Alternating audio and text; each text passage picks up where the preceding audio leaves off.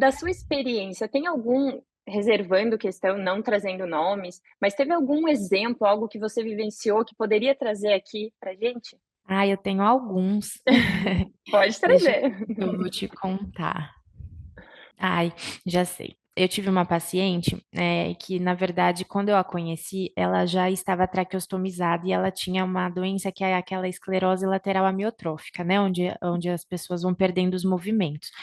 Quando eu a conheci, ela já estava.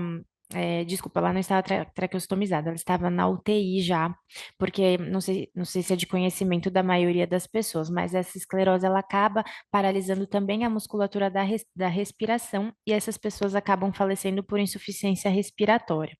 E aí ela estava na UTI por conta justamente de um evento respiratório, e eu fui abordar o marido dela, né? Que o marido dela que cuidava mais dela, estava mais presente e estava com ela aquele dia na UTI. E ele me trouxe a história dela e era uma história muito parecida com a minha.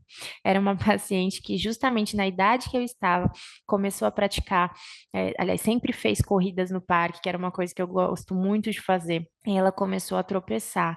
E aí ela percebeu que estava com uma fraqueza nos membros inferiores, né? E aí ela procurou o médico, descobriu, e aí ela foi perdendo os movimentos, e o marido dela era uma pessoa muito presente na vida dela, era uma pessoa que gostava muito de fazer o almoço para ela, enfim, aquilo me chamou muita atenção, me lembrou muito o que eu estava vivendo naquele momento da minha vida. E eu me emocionei. Na hora que ele estava me contando, meu olho encheu de lágrima. Coisa que, assim, de novo, sempre dizem que você não pode misturar emoção, que você não pode, né, se ficar íntimo do paciente e toda aquela bobagem que, assim, as pessoas precisam entender que é justamente ao contrário. É através da nossa vulnerabilidade que a gente conecta. Isso já está mais do que provado até cientificamente. E daquele momento que eu chorei junto com aquele meu paciente, na verdade, com o esposo dela, que a gente conseguiu vincular de uma maneira muito maior. Então, ele conseguiu me explicar melhor quais eram as preocupações dela, porque ela naquele momento já não falava mais.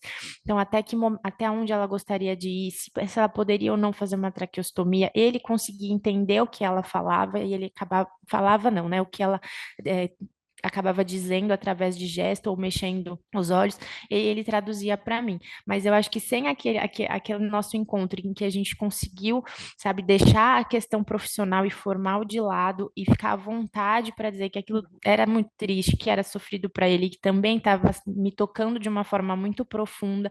Sem aquilo, talvez a gente não tivesse conseguido avançar tanto na definição, nas diretivas dela, do que ela gostaria que fizessem com ela ou não, porque dependia dele me traduzir o que ela estava querendo dizer, e a gente conseguiu fazer isso através daquele momento. Então, aquilo me marcou muito, e eu sempre uso isso quando eu vou fazer os treinamentos, e eu digo, gente, essa coisa de que você tem que ser uma rocha, de que você não pode, né, se deixar transparecer seus sentimentos e tudo, é justamente o contrário, porque ninguém quer ter Uhum. um médico que é um robô, né? Ninguém quer ter um médico que está lá no pedestal.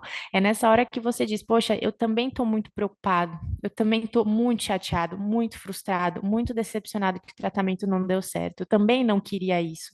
Eu queria que fosse Uhum. totalmente diferente. Eu também estou sem chão, sabe? Eu também estou muito decepcionada comigo, porque eu não fiz, de repente, o que você precisava que eu tivesse feito, mesmo que eu tenha feito tudo.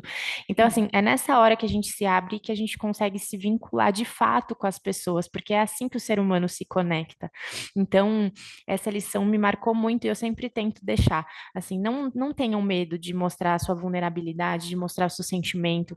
Isso não vai de forma alguma fazer com que o paciente te desrespeite mais ou que ele não te considere médico. Pelo contrário, a partir daí é nesse momento que às vezes dá aquela virada na chave que você consegue tirar daquele paciente, daquela família, informações que são muito importantes para a condução daquele caso. Perfeito.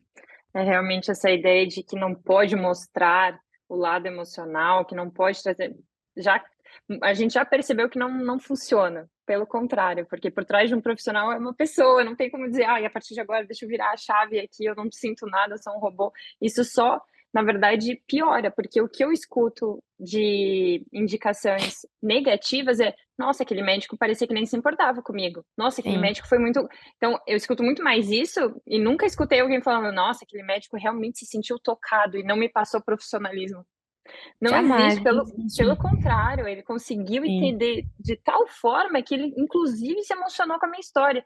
E quem não gosta de ser escutado? Quem não gosta de se sentir especial, ainda mais nessa situação tão vulnerável, tão delicada que vocês passam diariamente, né. Sim, com certeza. Eu tive um outro paciente também que eu sempre conto que ele tinha uma doença já a gente diagnosticou já num estado onde não havia mais possibilidade de cura, né, nem de tratamento modificador, mas ele chegava a internar algumas vezes por algumas complicações infecciosas, por exemplo, uma pneumonia, uma infecção de urina, que são condições que, apesar de estarem somadas à doença maior, que é uma doença incurável, são condições tratáveis, né? Então, eventualmente, você pode internar para fazer o tratamento dessas complicações, que a gente chama tecnicamente de complicação aguda reversível.